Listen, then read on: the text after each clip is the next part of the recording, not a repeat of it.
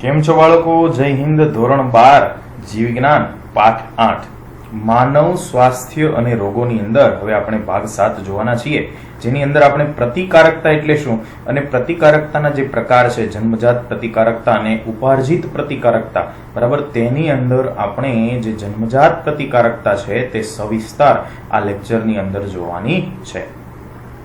હવે જોઈએ કે પ્રતિકારકતા એટલે શું. પ્રતિકારકતા જે છે તેને અંગ્રેજીની અંદર કહેવાય છે ઇમ્યુનિટી. શું કહેવાય છે? ઇમ્યુનિટી. હવે અત્યારે આ સમયમાં જ્યારે કોરોના રોગ છે તે ફેલાયેલો છે ત્યારે ઇમ્યુનિટી શબ્દ છે આપણે વારંવાર સાંભળ્યો છે, બરાબર. તો દરરોજ આપણે હજારોની સંખ્યામાં જે રોગકારકો હોય છે, બરાબર, રોગકારકો, તેની સાથે આપણે સંપર્કમાં આવીએ છીએ. શું થાય છે? હજારો રોગકારકો સાથે આપણે સંપર્કમાં આવીએ છીએ, પણ બધા જે છે એ રોગકારકો આપણા ઉપર હાવી નથી થતા. એમાંથી થોડાક જ આપણા શરીરમાં રોગ પ્રેરે છે. શું? આપણા શરીરમાં રોગ પ્રેરતા જે સજીવો છે એ તો થોડાક જ છે. તો શું થાય છે? તો કે આપણું શરીર જે છે, શું? આપણું શરીર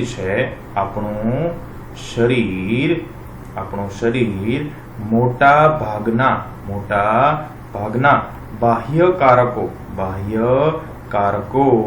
સામે રક્ષણ મેળવી લે છે. શું કરે છે? રક્ષણ મેળવી લે છે.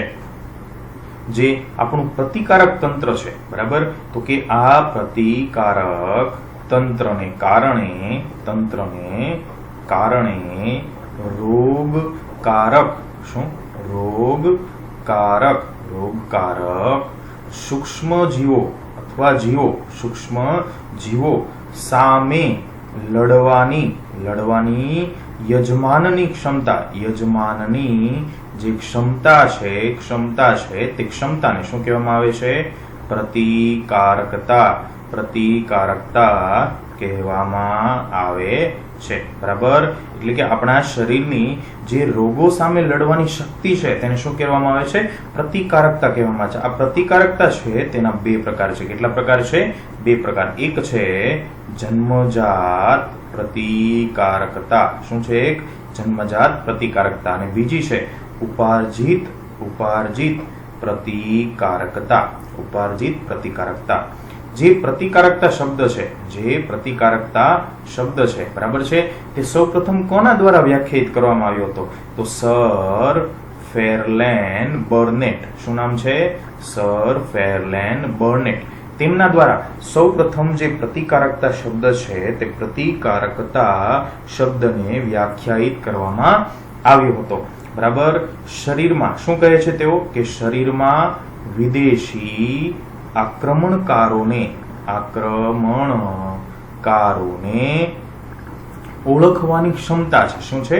ઓળખવાની ક્ષમતા છે. તથા તેઓને દૂર કરવામાં આપણા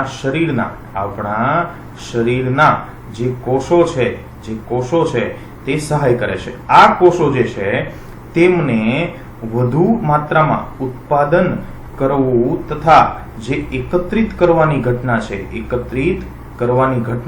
તે થયા બાદ એકત્રિત કરવાથી જે બાહ્યકારકો છે તેને અસરકારક રીતે આપણા શરીરમાંથી દૂર કરી શકાય છે. શું? દૂર કરી શકાય છે. અને જે આ ઘટના છે તેને શું કહેવામાં આવે છે? પ્રતિકારકતા કહેવામાં આવે છે, બરાબર. આ પ્રતિકારકતાનો જે અભ્યાસ જીવવિજ્ઞાનની જે શાખામાં થાય છે, આ પ્રતિકારકતાનો જે અભ્યાસ છે જીવવિજ્ઞાનની જે શાખામાં થાય છે તેને ઇમ્યુનોલોજી કહેવામાં આવે છે. શું કહેવામાં આવે છે? ઇમ્યુનોલોજી કહેવામાં આવે છે, બરાબર છે. અને ઇમ્યુનોલોજીના જે પિતા છે, બરાબર, જેમ આપણે બાયોલોજીમાં ઘણા બધા પિતા કહેવાય, બરાબર, તો સંશોધન જેમણે વધુ કરેલું એ એના પિતા ગણાય. તો ઇમ્યુનોલોજીના જે પિતા છે તે કોણ છે? ઇમ્યુનોલોજીના પિતા છે તે એડવર્ડ જેનર છે. કોણ છે? એડવર્ડ જેનર, બરાબર. ઇમ્યુનોલોજીના પિતા કોણ છે? એડવર્ડ જેનર છે. ઓકે, અહીંયા સુધીનું એકદમ સમજાઈ ગયું છે. હવે આગળ આપણે વાત કરીએ તો જે આ પ્રતિકારકતા છે, બરાબર, પ્રતિકારકતા, એ પ્રતિકારકતા મુખ્ય બે પ્રકારની કહી, બરાબર. એક કહી આપણે જન્મજાત પ્રતિકારકતા, કઈ છે? જન્મજાત પ્રતિકારકતા. અને આપણે બીજી કહી છે એને ઉપાર્જિત પ્રતિકારકતા કહેવાય. શું કહેવાય? ઉપાર્જિત પ્રતિકારકતા, બરાબર. હવે જે જન્મજાત પ્રતિકારકતા છે તેને આપણે એમ કહેવાય કે સંરક્ષણની બે હરોળ, બરાબર, ડિફેન્સની બે હરોળ. આપણે એમ કહીએ કે જે યુદ્ધ થાય કોઈ દેશ સાથે તો પહેલા જે પગપાળા સૈનિકો હોય તે જાય અથવા ટેન્ક જાય, પછી ત્યારબાદ જો વધારે યુદ્ધ થાય તો નેવીનો ઉપયોગ કરવામાં આવે, ત્યારબાદ વધારે ઉપયોગ થાય, બરાબર, યુદ્ધ થાય તો આપણે જે એરફોર્સ છે તેનો ઉપયોગ કરીએ. આ બધી જે રીતની એક શું છે? હરોળ છે.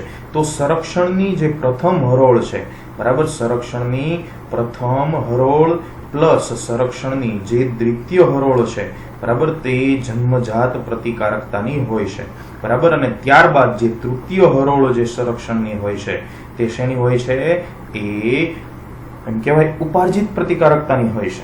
તો સંરક્ષણની પ્રથમ હરોળ છે તેમાં બાહ્ય અંતરાયો, બાહ્ય અવરોધો લાગુ પડે છે, બરાબર. ત્યારબાદ સંરક્ષણની દ્વિતીય હરોળ જે છે તેની અંદર આંતરિક અવરોધો, આંતરિક અંતરાયો લાગુ પડે છે, બરાબર.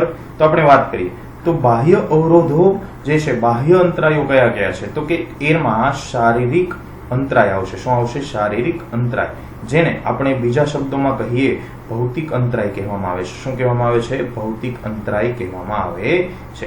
ત્યારબાદ બીજો જે અંતરાય છે તે દેહધાર્મિક અંતરાય છે. શું છે? દેહધાર્મિક અંતરાય, બરાબર, જેને કહેવામાં આવે છે રાસાયણિક અંતરાય. શું કહેવામાં આવે છે? રાસાયણિક અંતરાય પણ કહેવામાં આવે છે. ત્યારબાદ આંતરિક અવરોધો છે. જો આ બંને અંતરાયો છે તે નિષ્ફળ જાય રોગકારકને રોકવામાં, આ બંને અંતરાયોને પાર કરી રોગકારક શરીરમાં પ્રવેશી જાય તો જે દ્વિતીય હરોળના અંતરાયો છે, આંતરિક અવરોધો જે છે તે એની અંદર આવશે કે 3 નંબર ઉપર આવશે. નંબર 1 શારીરિક અંતરાય, નંબર 2 દેહધાર્મિક અંતરાય, 3 નંબર ઉપર આવશે શરીરના કોષો છે તેનો હુમલો કરશે અને એને કહેવાય કોષીય અંતરાય. અને 4 નંબર ઉપર આવશે કોષ રસમાં આવેલા એન્ટીબોડીઝ વગેરે કોષ રસીય અંતરાય, એવા પ્રોટીન જે છે તે કોષ રસની અંદર ઉત્પન્ન થાય એને કોષ રસીય અંતરાય કહેવામાં આવે છે. જે તૃતીય હરોળ છે તેની અંદર બે પ્રકારની પ્રતિકારકતા લાગુ પડે છે. એક છે સક્રિય પ્રતિકારકતા, સક્રિય પ્રતિકારકતા, બરાબર. અને ત્યારબાદ બીજી છે તેને નિષ્ક્રિય પ્રતિકારકતા કહેવાય છે. શું કહેવાય છે? નિષ્ક્રિય પ્રતિકારકતા કહેવામાં આવે છે. નિષ્ક્રિય પ્રતિકારકતા. હવે વાત કરીએ આપણે જન્મજાત પ્રતિકારકતાની. જન્મજાત પ્રતિકારકતા, બરાબર, જેને અંગ્રેજીમાં આપણે કહીએ છીએ ઇન્નેટ ઇમ્યુનિટી. શું કહેવાય છે? ઇન્નેટ ઇમ્યુનિટી, બરાબર. હવે આ જે જન્મજાત પ્રતિકારકતા છે તે બિનચોક્કસ રક્ષણ છે. બિનચોક્કસ એ માટે છે કે એ ફિક્સ નથી કે ભાઈ આનાથી રક્ષણ થશે જ કે નહીં થાય, બરાબર છે.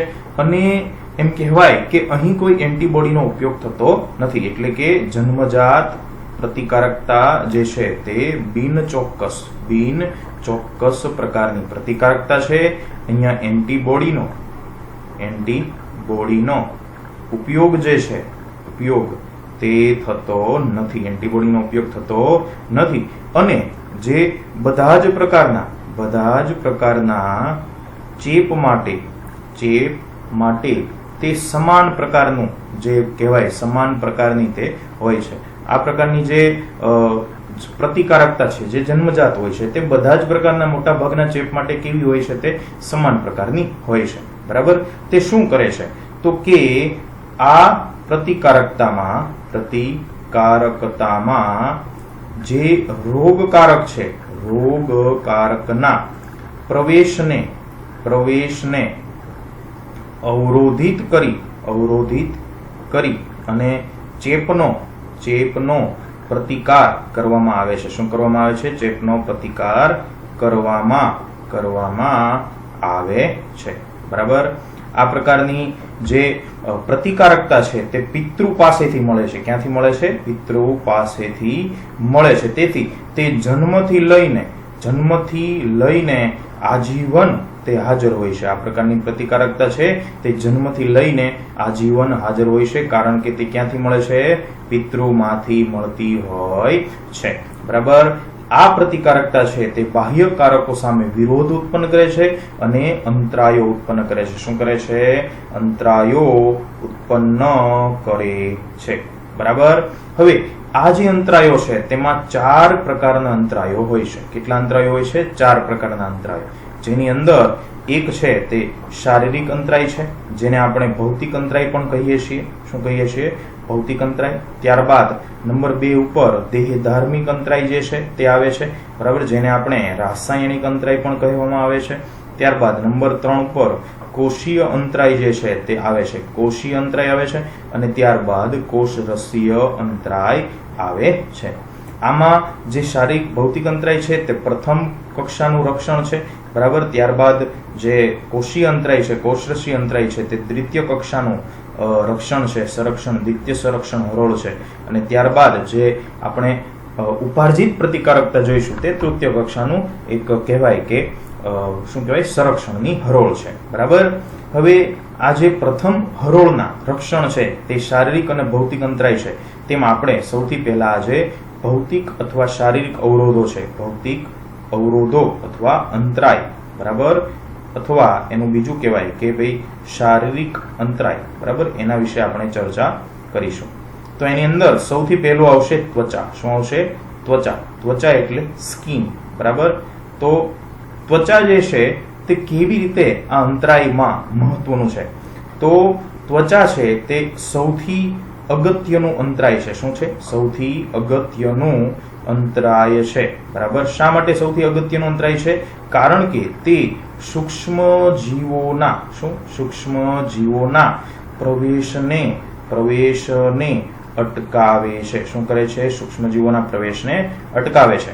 ત્વચાનું જે સૌથી બહારનું સ્તર છે, જેને આપણે કહેવાય સ્ટ્રેટમ કોર્નિયમ. શું કહેવાય છે? સ્ટ્રેટમ કોર્નિયમ હોય છે.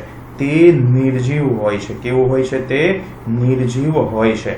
અને આ નિર્જીવ આવરણમાં જે બેક્ટેરિયા છે, જે બેક્ટેરિયા છે તે બેક્ટેરિયા એ વૃદ્ધિ પામી શકતા નથી. બરાબર. એ બેક્ટેરિયા વૃદ્ધિ પામી શકતા નથી. અને ત્યાં ત્વચાની જે પીએચ હોય છે, ત્વચાની જે પીએચ હોય છે, ત્વચાની પીએચ પણ ઓછી હોય છે. બરાબર. જે 3 થી 5 જેટલી પીએચ ત્વચાની હોય છે, જે બેક્ટેરિયા માટે એક પ્રતિકૂળ વાતાવરણ છે તે બનાવે છે. બરાબર. એટલે ત્વચા આ રીતે જીવાણુઓનો નાશ કરવામાં મહત્વપૂર્ણ ભાગ ભજવે છે. બરાબર. તો જે ભૌતિક અંતરાય છે, શારીરિક અંતરાય છે, બરાબર, શારીરિક અંતરાય, એની અંદર સૌ પ્રથમ આપણે શું જોયું? શારીરિક અંતરાયની અંદર સૌથી પહેલા આપણે ત્વચા જોઈ. બરાબર. ત્યારબાદ નંબર 2 ઉપર આવશે શ્લેષ્મ સ્તર. શું આવશે? શ્લેષ્મ સ્તર. બરાબર. તો શ્લેષ્મ સ્તર છે તે કેવી રીતે આ પ્રકારના જે અંતરાય છે તેની અંદર ભાગ ભજવે છે?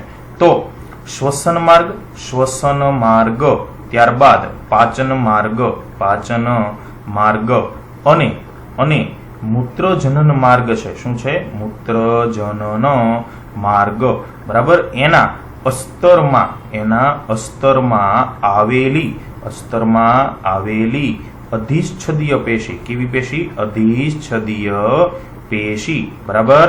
તેના ઉપર શ્લેષ્મ આવૃત હોય છે. બરાબર. અધિચ્છદીય પેશી ઉપર શું આવૃત હોય છે? શ્લેષ્મ આવૃત હોય છે. બરાબર. આ શ્લેષ્મ છે તે આપણા શરીરમાં દાખલ થતા સૂક્ષ્મ જીવો માટે અવરોધ ઉત્પન્ન કરે છે. શું કરે છે? અવરોધ ઉત્પન્ન કરે છે. એટલે ત્વચા જે છે એની અંદર જે અંદરનું અસ્તર હોય છે અધિચ્છદીય પેશીનું, બરાબર, તેની ઉપર આવેલી જે શ્લેષ્મનું આવરણ હોય છે તે આવા સૂક્ષ્મ જીવોને અંદર જવા દેતા નથી. આ ઉપરાંત જે શ્લેષ્મ સ્તરના શ્લેષ્મ કોષો હોય છે, બરાબર છે, શ્લેષ્મ સ્તર, બરાબર, એની અંદર હોય છે બે પ્રકારના કોષો, એક હોય છે શ્લેષ્મ કોષો જેને કહેવાય છે ગોબલેટ સેલ. શું કહેવાય છે? ગોબલેટ સેલ્સ. અને બીજા જે કોષો હોય છે તે હોય છે પક્ષમીય કોષો, જે પક્ષમો ધરાવતા હોય છે. બરાબર, બીજા કોષો છે તે પક્ષમો ધરાવે છે. આ બે પ્રકારના જે કોષો હોય છે તેમાં જે શ્લેષ્મ છે તે સૂક્ષ્મ જીવોને જકડી રાખે છે. શું કરે છે? જકડી રાખે છે. અને પક્ષમો છે તે સૂક્ષ્મ જીવોને શરીરની બહાર ધકેલી દે છે. શું કરે છે? ધકેલી દે છે. બરાબર છે? સમજાઈ ગયું છે? તો આ રીતે શ્વસન માર્ગ છે, પાચન માર્ગ છે, મૂત્રજનન માર્ગ છે, તેની અંદર અધિચ્છદીય પેશી પર શ્લેષ્મ અને પક્ષમો આવેલા હોય છે. તે શું કરે છે? આ રીતે જે આવા દ્રવ્યો હોય છે તેને રોકવાનું કામ કરે છે, બહારના પરજાત દ્રવ્યોને રોકવાનું કામ કરે છે. બરાબર, આ છે શારીરિક અંતરાયની વાત. કોણ આવે છે એમાં? ત્વચા અને શ્લેષ્મ. કોણ આવે છે? ત્વચા અને શ્લેષ્મ. બરાબર. ત્યારબાદ આપણે નંબર 2 ઉપર લેશું રાસાયણિક અંતરાય. શું લેશું? રાસાયણિક અંતરાય. બરાબર, અથવા તેનું બીજું નામ છે દેહધાર્મિક અંતરાય. શું આવશે એની અંદર? દેહધાર્મિક અંતરાય. આ રાસાયણિક અથવા દેહધાર્મિક અંતરાય છે તેની અંદર ઘણી બધી બાબતો છે તે ભાગ ભજવતી હોય છે. ઘણી બધી બાબતો. બરાબર, એમાં સૌથી નંબર 1 ઉપર છે ત્વચાનો સ્ત્રાવ. શું છે? ત્વચાનો સ્ત્રાવ. બરાબર છે. અને સાથે એની અંદર બેક્ટેરિયા કેવી રીતે તે નાશ પામે છે. ત્યારબાદ બીજા નંબરે આવશે લાળ. જે લાળ છે તે પણ એક બેક્ટેરિયાનું નાશક છે. ત્યારબાદ 3 નંબર ઉપર આવશે અશ્રુ. એ પણ બેક્ટેરિયાનો નાશ કરે છે. ત્યારબાદ આવશે શરીરમાં પિત્ત આવશે. બરાબર. ત્યારબાદ આવશે જઠરનો સ્ત્રાવ. જઠર સ્ત્રાવની અંદર મુખ્યત્વે શું આવશે? HCl. બરાબર છે. જઠર સ્ત્રાવ બાદ આવશે કાન જે છે આપણા. બરાબર, એની અંદર મીણ. શું આવશે? કાનનું મીણ. બરાબર. અને ત્યારબાદ જે યોની માર્ગ છે. બરાબર, યોની માર્ગનું અસ્તર. બરાબર, આટલી વસ્તુઓ જે છે તે આ રાસાયણિક અંતરાય અથવા એમ કહેવાય દેહધાર્મિક અંતરાય જે છે તેની અંદર આવશે. આપણે વારાફરતી દરેક અંતરાય છે તે જોવાનો છે. બરાબર. ચાલો, તો આપણે વાત કરી રહ્યા છીએ રાસાયણિક અંતરાયની. તો એની અંદર સૌથી 1 નંબર ઉપર આવશે ત્વચાનો સ્ત્રાવ. શું આવશે? ત્વચાનો સ્ત્રાવ. તો ત્વચા સ્ત્રાવ છે તે કેવી રીતે બેક્ટેરિયાનો નાશ કરે છે? તો ત્વચાની અંદર 2 ગ્રંથિ આવેલી હોય છે. કેટલી ગ્રંથિ હોય છે? 2 ગ્રંથિ આવેલી હોય છે. જેમાં એક છે સ્નિગ્ધ ગ્રંથિ. બરાબર. અને બીજી છે પ્રસ્વેદ ગ્રંથિ. કઈ છે? પ્રસ્વેદ ગ્રંથિ.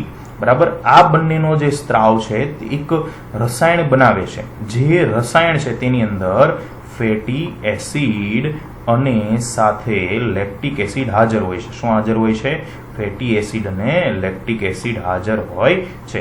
આ બંનેને લીધે જે ત્વચા છે તેની સપાટી, ત્વચાની જે સપાટી હોય છે તે ત્વચાની સપાટીએ જે પીએચ મૂલ્ય હોય છે, પીએચ મૂલ્ય તે કેટલું થઈ જાય છે? 3 થી 5 જેટલું નીચું પીએચ મૂલ્ય એસિડિક વાતાવરણ બનાવે છે.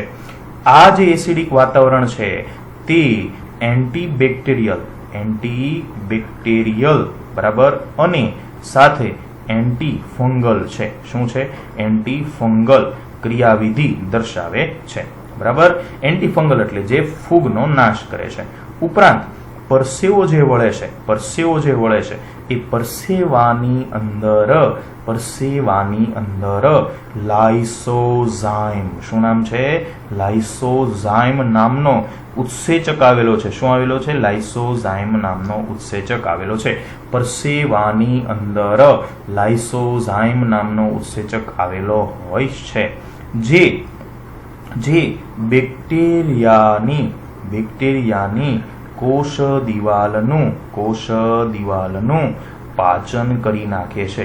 બરાબર. પાચન કરે છે. આ રીતે તે ઘણા બેક્ટેરિયાનો નાશ કરે છે. શું કરે છે? નાશ કરે છે. બરાબર. તો આપણે જે રાસાયણિક જે અંતરાય છે, દેહધાર્મિક અંતરાય છે, તેની અંદર આપણે સૌથી પહેલું શું જોયું? ત્વચા. એની અંદર લાળ, અશ્રુ, પિત્ત જઠર સ્ત્રાવ અને કાનનું મીણ જે યોનિમાર્ગનું સ્તર છે તેની અંદર આપણે ત્વચા જોય, બરાબર, જે દેહ ધાર્મિક પ્રકારનો અંતરાય છે. ત્યારબાદ નંબર 2 ઉપર આપણે જોઈશું લાળ. લાળ એટલે સલાઈવા. શું કહેવાય એને? સલાઈવા, બરાબર. લાળ સલાઈવા શું છે? તો તેની અંદર લાઇસોઝાઇમ નામનો ઉત્સેચક હોય છે. શું હોય છે? લાઇસોઝાઇમ નામનો ઉત્સેચક હોય છે. આ લાઇસોઝાઇમ છે તે મુખ ગુહામાં તેમજ ખોરાક અને પાણીમાં જે સૂક્ષ્મજીવો આવેલા હોય છે, શું આવેલું હોય છે? સૂક્ષ્મજીવો આવેલા હોય છે, તે સૂક્ષ્મજીવોનો તે નાશ કરે છે. શું કરે છે? સૂક્ષ્મજીવોનો નાશ કરે છે. એટલે એવું કહેવાય છે કે પાણી છે તે ચાવી ચાવીને પીવું જોઈએ. પાણી કેવી રીતે પીવું જોઈએ? ચાવી ચાવીને પીવું જોઈએ. એટલે એમ કહે છે કે ભાઈ ધીમું પીવું જોઈએ. શું કરવું જોઈએ? પાણી ધીમે ધીમે પીવું જોઈએ, બરાબર. ત્યારબાદ 3 નંબર ઉપર આપણે લઈશું અશ્રુ. અશ્રુ એટલે ટીયર, બરાબર. તો આપણો જે આંસુ હોય છે, આંસુમાં ક્યાંથી ઉત્પન્ન થાય છે આંસુ? તો જે આપણી આંખ છે, બરાબર, જે આપણી આંખ છે એ આંખમાં એક ગ્રંથિ આવેલી હોય છે, બરાબર છે. જે આંખના જે ભાગ છે અહીંયા એક ગ્રંથિ હોય છે. એ ગ્રંથિનું નામ છે લેક્રિમલ ગ્રંથિ. શું નામ છે? લેક્રિમલ ગ્રંથિ, બરાબર. આ લેક્રિમલ ગ્રંથિ છે, બરાબર, તેનાથી સહેજ ક્ષારયુક્ત પ્રવાહી ઉત્પન્ન થાય છે. અને આ જે સહેજ ક્ષારયુક્ત પ્રવાહી છે તે આપણા આંસુ, બરાબર, તેની અંદર શું આવેલું હોય છે? તેની અંદર લાઇસોઝાઇમ ઉત્સેચક આવેલ છે. શું આવેલું છે? લાઇસોઝાઇમ ઉત્સેચક તેમાં હાજર હોય છે. તે લાઇસોઝાઇમ ઉત્સેચક છે તે જે ચેપ હોય છે તે અટકાવે છે. ઉપરાંત આંસુ જે છે તે પ્રદૂષિત હવામાં રહેલા બળતરાકારકો છે તેને ધોઈ નાખે છે. શું કરે છે? ધોઈ નાખે છે. આ વાત કરી આપણે આંસુની. શેની વાત કરી? આંસુ કેવી રીતે ઉત્પન્ન થાય છે અથવા તે કેવી રીતે અહીંયા કામ કરે છે. ત્યારબાદ આવશે પિત્ત, જેને આપણે કહીશું બાઇલ. શું કહીશું? બાઇલ. તો પિત્ત છે તે યકૃતનો કડવો રસ. શું કહેવાય? યકૃતનો કડવો રસ. તો યકૃતનો કડવો રસ જે છે, જેની pH હોય છે 8 જેટલી. કેટલી હોય છે? 8 જેટલી. તે આંતરડાના રોગકારક બેક્ટેરિયાની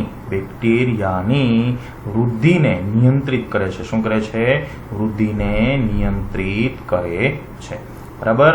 હવે આપણને ખબર જ છે કે ભાઈ જઠર છે, બરાબર, એ જઠરની અંદર આપણે શું ઉત્પન્ન થાય છે? HCl થાય છે. તો જઠર સ્ત્રાવ છે તે પણ આની અંદર ખૂબ મહત્વનો ભાગ ભજવે છે. કે જઠરીય ગ્રંથિમાંથી ઉત્પન્ન થતો જે HCl છે, બરાબર, જઠરીય ગ્રંથિમાંથી નિર્માણ પામતો જે HCl છે તે HCl એસિડિક વાતાવરણ આપે છે. શું આપે છે? એસિડિક વાતાવરણ આપે છે. તે પાચન માર્ગમાં પ્રવેશતા મોટા ભાગના સૂક્ષ્મ જીવોનો નાશ કરે છે. શું કરે છે? મોટા ભાગના સૂક્ષ્મ જીવોનો નાશ કરે છે, બરાબર છે. કોણ નાશ કરે છે? HCl નાશ કરે છે. ત્યારબાદ નંબર 6 ઉપર આપણે લઈશું કાનનું મીણ. શું લઈશું? કાનનું મીણ, જેને શું કહેવામાં આવે છે? સેરુમેન. શું કહેવામાં આવે છે? સેરુમેન કહેવામાં આવે છે. કાનના મીણને કહેવામાં આવે છે સેરુમેન, બરાબર. તો આ સેરુમેન જે છે, કાનનું મીણ જે છે, તે કેવી રીતે અહીં આપણને અસરકારક નીવડે છે એની વિશે વાત કરીએ. કે જે કર્ણનલિકા છે, શું છે? કર્ણનલિકા. એ કર્ણનલિકામાં આવેલ સેરુમેન ગ્રંથિ છે. શું છે? સેરુમેન ગ્રંથિ. આ સેરુમેન ગ્રંથિ છે તે ભૂરા રંગનો સ્ત્રાવ આપે છે. કેવો રંગનો સ્ત્રાવ આપે છે? ભૂરા રંગનો સ્ત્રાવ આપે છે. આ એક અસરકારક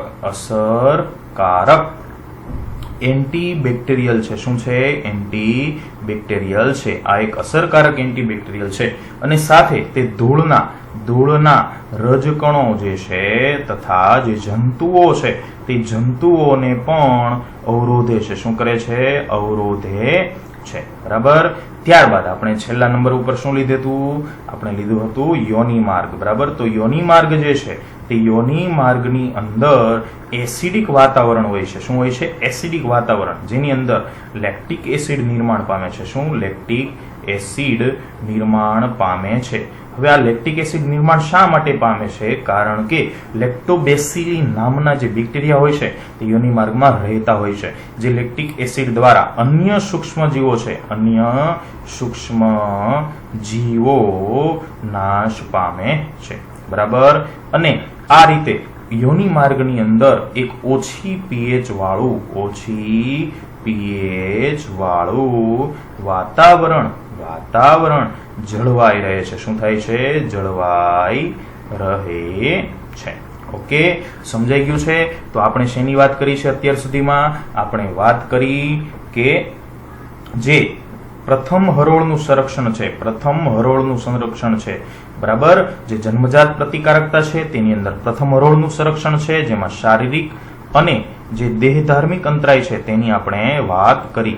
હવે આના પછીના લેક્ચર છે તેની અંદર આપણે આગળ દ્વિતીય હરોળનો મતલબ થાય કોષીય અંતરાય અને કોષરસીય અંતરાય છે તેના વિશે વાત કરવાના છીએ. આ વિડીયો લેક્ચર ભણીને જો બાળકો તમને ઘણું બધું શીખવા મળતું હોય તો અમારી ચેનલ છે તેને સબસ્ક્રાઇબ કરજો, શેર કરજો, કોમેન્ટ દ્વારા તમારા પ્રતિભાવ આપજો અને ઘણા બધા બાળકોને શેર કરજો કે જેથી આ શિક્ષણ છે તે બીજા સુધી પહોંચી શકે. ખૂબ ખૂબ આભાર. Thank you very much. પૂરો વિડીયો જોવા બદલ ખૂબ ખૂબ આભાર. જય હિન્દ. વંદે માતરમ.